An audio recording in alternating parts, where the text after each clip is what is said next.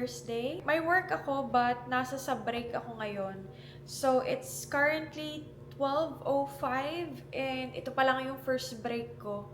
Usually, nagte-take ako ng first break ko ng mga around 11 or 12. Tapos, ang lunch ko is, tinetake ko siya around 2 para pagbalik ko sa lunch, dahil may 1 hour lunch kami. Ito pala ang ating lunch. Hindi ko maintindihan guys kung caldereta ba to or afritada. I have rice there. May 15 minutes break ako and kahit kailan ko naman siya pwedeng i-take.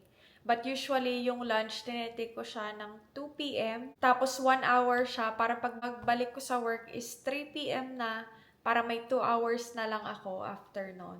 And then after that, usually hindi ko na din tinetake yung last break ko. Or minsan, tinetake ko siya pag mga 4:00 na. Austin is currently at work. He gets off at work around 2:30. So, ang ganda din ang schedule niya. Na-enjoy namin ang life ngayon dahil ang schedule namin ni Austin are both like super nice. He works from 6 to 2:30. Tapos ako naman is 8 to 5 without weekends kami, guys. We've been here for almost 2 months now. And you guys are probably wondering if ano nang mangyayari sa aming bahay. But before that, let me eat my first. Dahil ang ginagawa ko, pag first break ko, kumakain na ako ng pang-lunch ko para pag sa lunch, makakapag-take a nap ako. Para makapahinga ang pag-iisip. But yun, mag-story time tayo mamaya. Hi guys! So, hindi na pala ako nakapag-vlog kanina. And now is Austin's already here. Parang nakadating ata siya dito around 3. And nakakain ako ng dinner si Austin, hindi pa daw siya gutom. But right now, ito ang ating ginagawa. Gotta love this schedule, huh? We have life now. We do. Yeah. This is nice. So this is his creation right now. He built this one. Tapos meron siyang pa-wheels dyan. And he's gonna put this, what do you call this? A miter saw. Miter saw? Yeah. So, ito is miter saw daw. So, yeah, ilalagay namin siya on top of this. And then, he have those other stuff there too. It's wood. It's wood. So proud of you. It's wood. So, yeah, just gonna help him on this one. I'm gonna walk around there. Okay, get rid of it. Okay, so I want you to use one hand right here. Other hand right here.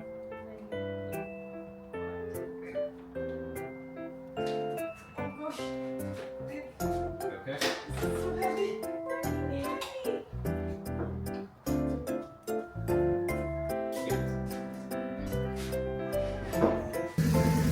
Hi guys! Happy Sunday! We are going to Harbor Freight dahil bibili si Austin ng toolbox. So we kind of started our day late today dahil masama ang pakiramdam ni Austin, but he's feeling better now. I gave him Excedrin for headache. He actually worked yesterday. Hindi na pala ako nakapag-vlog. Last time na, hindi ko na matandaan, parang Friday ata or Thursday ako huling nag-vlog. But yeah, ito pa lang ang ating continuation. Yesterday, Austin actually worked.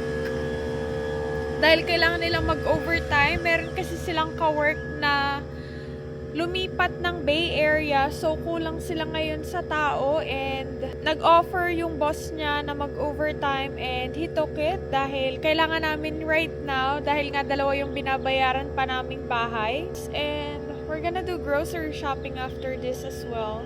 Ngayon is nag-wait lang kami para gulong is kailangan uling ma-air up. Dahil, ewan ko, bago itong gulong ni Austin, but lagi kaming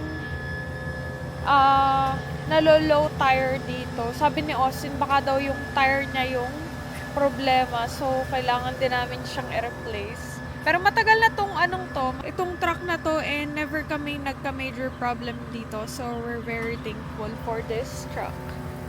Oh yeah, ito palang aming front yard. And it actually looks really nice today. It is, ano bang temperature ngayon? 75 right now, and it actually feels really good. Even nasa sa initan. This is Austin. Can you say hi? The rigid air tank Yeah. from Home Depot. I'm tired of this thing. It took like 5 minutes to pump up. Do you think the new ones are gonna be not like that?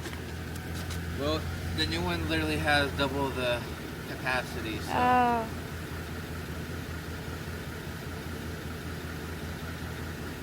And alam nyo ba guys, everyday kaming nasa sa Harbor Freight ni Austin. I'm telling them that we're everyday in Harbor Freight. Yeah. Lang aming mga kapitbahay. We don't have to. So, ayan ang aming neighbors. And yun yung pinaka-park. Ayan, nasa gasolinahan tayo dahil si Austin is naglilinis ng windshield.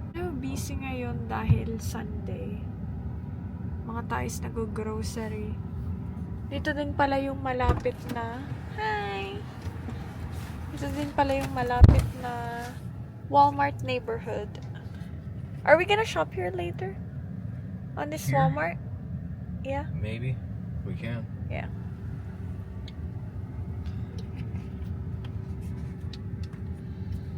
How much is the gas here? Can you check? $5.69. Oh yeah, because it's Chevron. It's always been so high here, huh? Chevron General, yeah. Yeah. So we're going to Harbor Freight para magtingin ng toolbox ni Austin. Dahil meron siyang coupon They still have it. na I think they will have it. Meron si Austin coupon na 25% off. So, he's gonna buy that toolbox. Dahil yung toolbox niya na malaki is pinagbenta namin yung nasa sa Midland, Texas, pinagbenta niya sa dad ng kanyang friend. And kaka-pick up lang nila, I think last Friday or something. So, galing parang Houston area, nag-drive sila papunta sa Midland just to pick it up. Because Austin really did a very good price on that toolbox for them, right? Yep. Sold it for... Everything was priced to sell. Yeah. Like, we're trying to get rid of something where we're pricing it for people to buy. I'm not gonna buy something, use it for a few years, and then try to sell it for what I bought it for. Right. Because no one's going to buy it. Other people do that. Yeah, it's insane. So, nandito kami sa Sephora ni Austin, ang Harbor Freight. It's my candy store. Yeah. Candy store. Ito ang equivalent ng Ulta or Sephora for boys. Ang Harbor Freight or Home Depot or Lowe's. I'm gonna get the caramel ribbon crunch frappuccino. Huh? The caramel ribbon crunch. You wanna try? So we Here's got our sad Starbucks. We got this in Venti. This is mocha cookie crumble frap, and we got some Dubai chocolate bites. To we're try gonna that one out, yeah. we're gonna check it out. It tastes different. Yeah, it tastes different. So, pumili din kami itong Dubai chocolate bites. I think this is $3, $2. Let's see if it's good. Instant oil change. Left onto Norris Road. How was it? It's okay. I feel like it's like a brownie that's like dry. That they put pistachio in it. I don't like it. Yeah, it's not very all that great. Not recommend. So we're heading to Home Depot now. And then we're gonna do oil change. And then after that, we're gonna do grocery shopping. Turn right onto River Lakes Drive. So this area in Bakersfield reminds me of Elk Grove, California.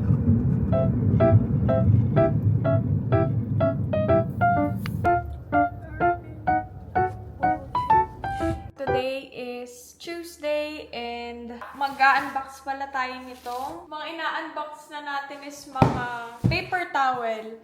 So yun, tipid tips, or hindi naman siya tipid tips, but ang ginagawa kasi namin ni Austin is sa halip na bibili kami sa Walmart, sa grocery store ng mga paper towel, ng mga toilet paper, is sa Prime kami nag-order dahil same lang siya ng price. And sa Prime kasi, dahil mahilig kami manood ng mga shows doon, then meron kaming, merong cashback, parang 5% or 15% cashback ata. Yun nakukuha namin. So sa halip na bibili namin itong mga ganito sa Walmart, is hindi naman siya na-expired, wala siyang expire is yung mga bagay na pwede naming mabili sa Amazon Prime is doon na lang namin siya in-order para magka-cashback kami. Dahil parang at the end of the year, by December, parang nakaka-accumulate kami ng more than $1,000 din.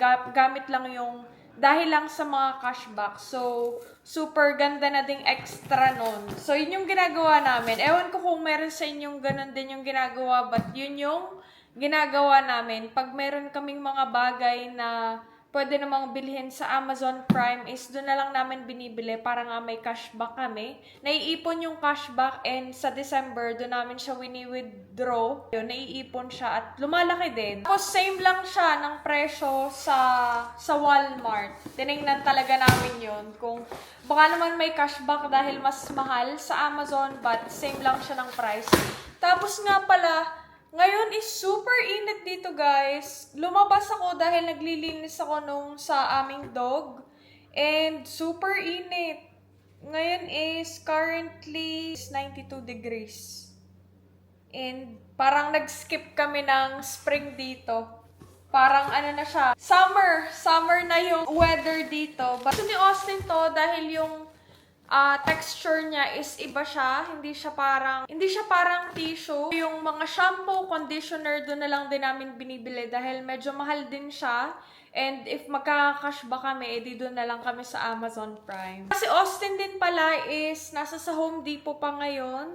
2:30 ang labas niya, but this time is nag-drive siya sa parang 2 hours away dahil meron siyang kailangang ibigay doon sa ka-work niya na based sa Arizona, California border. So, meron siyang binigay na something sa kanyang ka-work, kaya medyo late din siya ngayon. But usually, around 3 is nandito na si Austin. Parang alas 5 na ata siya nakadating sa office, and then from office is dumaan siya sa Home Depot dahil meron siyang bibilhin. Dahil alam niya naman ang aking mister is milig siya mga magkalikot-kalikot, handyman siya. Masaya din ako dahil, ayun, he get to enjoy life again.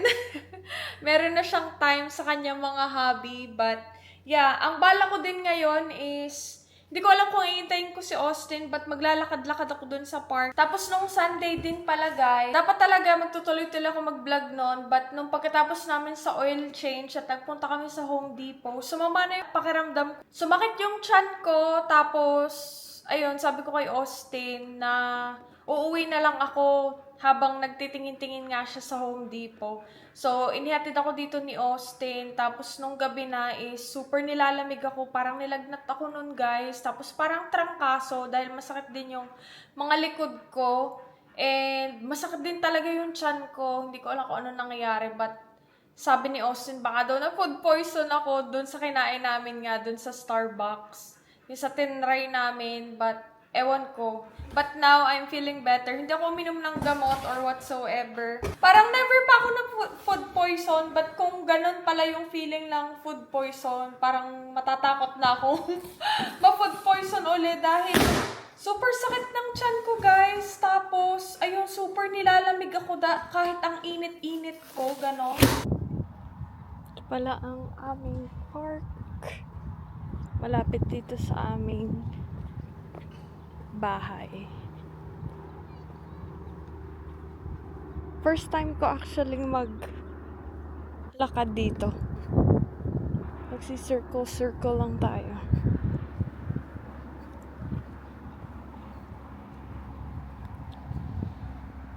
Yan siya. May palaruan ng bata.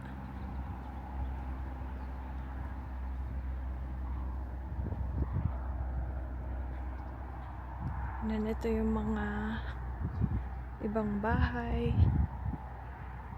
Maganda din tong neighborhood na to. Though, hindi namin bet ni Austin yung style ng mga bahay. But this is new neighborhood. So, yan. May park. Punta tayo mamaya sa loob. Kaya, ganito yung mga style ng bahay dito.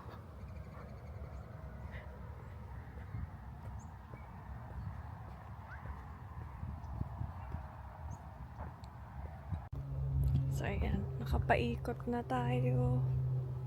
And, merong mga bata naglalaro-laro doon. Medyo malawak din tong park na to.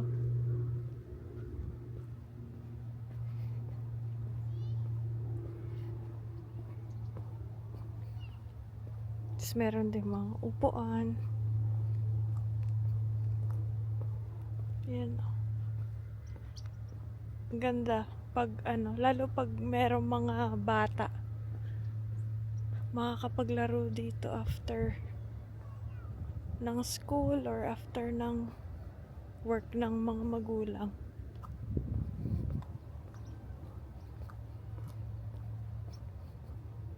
Ganda sana kung nasa cul-de-sac ka dahil ayun ang lawak pa ng space. Ganito sana yung gusto ni Austin na area. Ganito.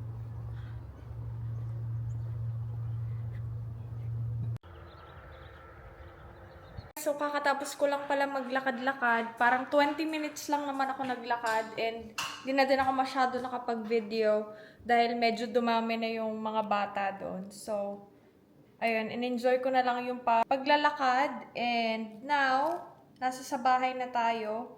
Nagawa pala ako nito kagabi. Baka matapon ko yung suka but ito is pipino na merong suka, tapos konting sugar, tapos lalagyan ko siya nitong konting salt.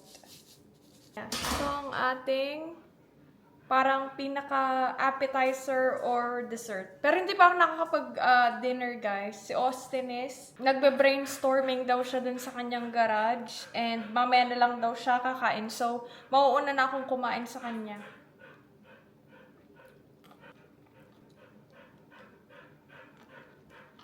This is so good.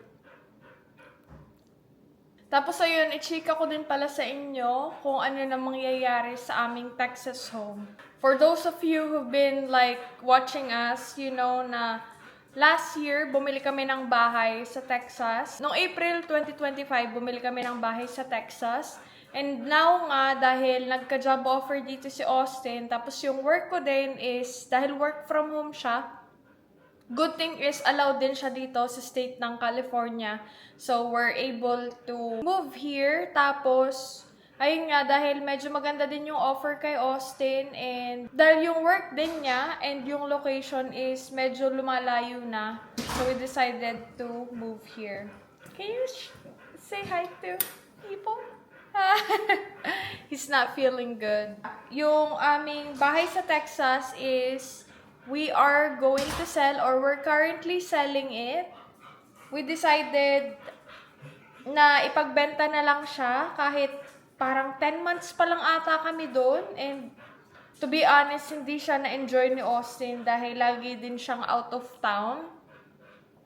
And ayun, parang hindi din siya masyado na-attach sa bahay. So sabi niya, pagbenta na lang daw namin. Dahil we're planning to rent it at first. Tapos, ayun nga, meron kaming brother-in-law and sister-in-law ko is, meron silang mga rental properties. Parang 8 na ata yung rental properties nila. And parang sabi namin ni Austin, siguro yun na yung best time to do it dahil pinaplano din namin ni Austin na mag-invest sa rental. Kumausap kami ng mga taong mayroong mga rental properties. Tapos, ayun, we decided na wag na lang muna dahil ayun, medyo madami ding problema and parang yung brother and sister-in-law ko, lagi din silang malaki yung gastos dahil nasisira ng mga tenants yung kanilang bahay and ang cost to fix it is medyo mahal din. Parang last time na meron silang inayos is parang 40 to 60,000 din.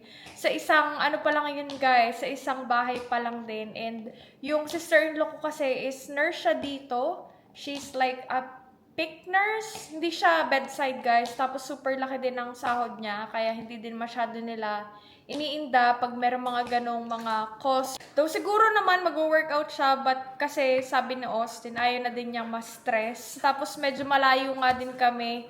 Maganda sana kung ma-check namin siya, yung bahay. But dahil nga nasa sa California na kami, medyo malayo. Tapos ayaw naman niyang ipasa yung burden sa kanyang kapatid na nandoon. Dahil kahit merong mga management na mag-handle ng bahay is iba pa din pag sarili mo mismo, ikaw mismo yung nag-check din. Dahil yung aking brother and sister-in-law is meron din silang management at ayun, puro nga problema din daw. Puro yung mga tenants is hindi maganda yung mga tenants dahil lagi nila nasisira. If ever na marerent namin yung bahay is parang mga 3,000 ata per month. If ever man na marerent namin yung bahay ng 3,000, tapos yung mortgage namin is around 2,300, 400.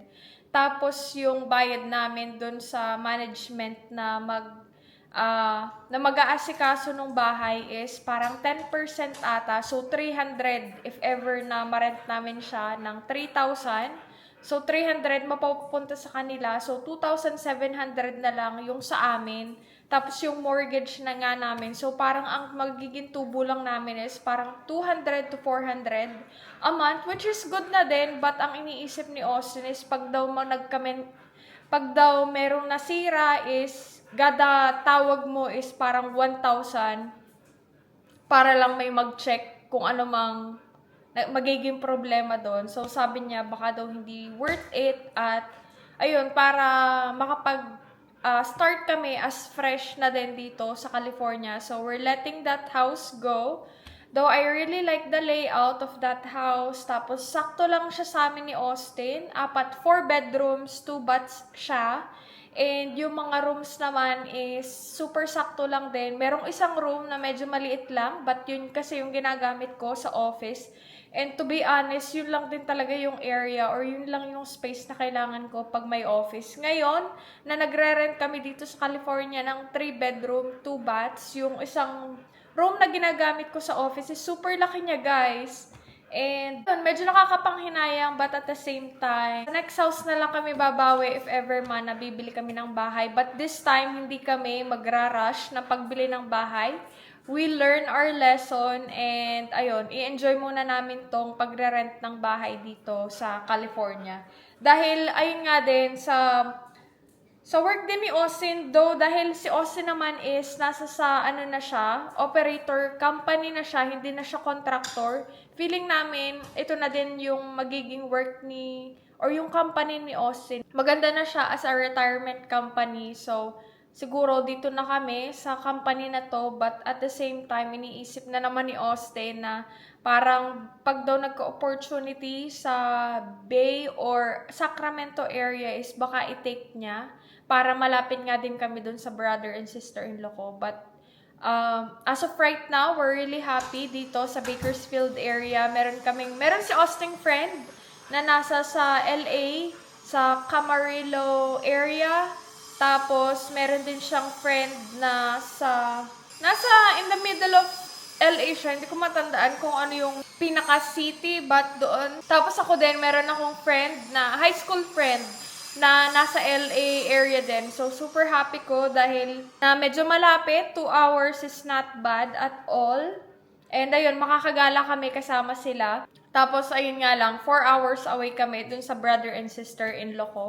Nasa sa Elk Grove area. So far, we really like it here. Bye-bye na sa ating Texas home. We're hoping mabilis lang siyang mabenta dahil as of the moment, as of right now, 2 yung binabayaran naming bahay. So medyo mahal siya. Meron na kaming nakausap na realtor and we'll see how it goes. We're hoping to sell it within a month para, ayun, hindi na kami babayad ng mortgage doon sa Texas while we're here dito sa California. Para next month is makapag full reset na kami. So, ayun, na-share ko lang sa inyo. Yeah, hindi na natin makikita ang Texas home for the last time dahil hindi kami makakapunta doon ni Austin. At naman ang gamit namin doon is na alis na namin and nalinis ko naman siya bago kami umalis. Kaya, everything should be good. Yung nakausap din namin na realtor is nag-tour siya doon sa bahay and she really said na very well kept daw namin, super linis daw.